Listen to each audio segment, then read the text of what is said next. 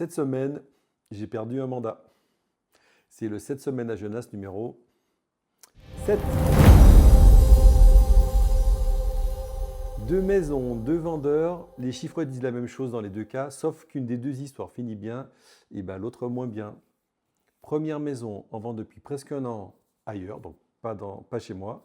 Les propriétaires m'appellent, ils veulent savoir pourquoi ça coince.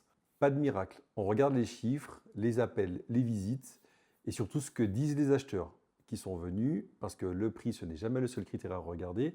Des fois, un défaut perçu, ça se corrige. Une pièce mal présentée, ça se corrige aussi.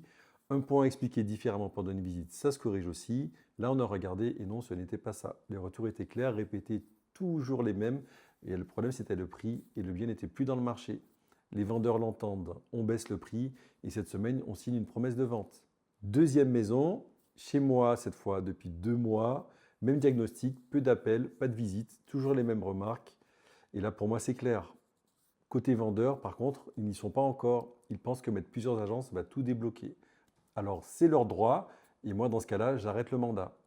Et ça, c'est le plus dur dans notre métier. Ce n'est pas de vendre une maison, c'est de vous voir perdre des mois. Alors qu'on a déjà vu ce film 100 fois. On voudrait vous l'éviter, mais malheureusement, ce n'est pas notre décision. Alors, cette semaine, quelque chose m'est resté en tête. Un agent immobilier, ce n'est pas fait pour publier une annonce. On le fait, mais pas que ça. On est surtout là pour vous traduire ce que le marché essaye de vous dire.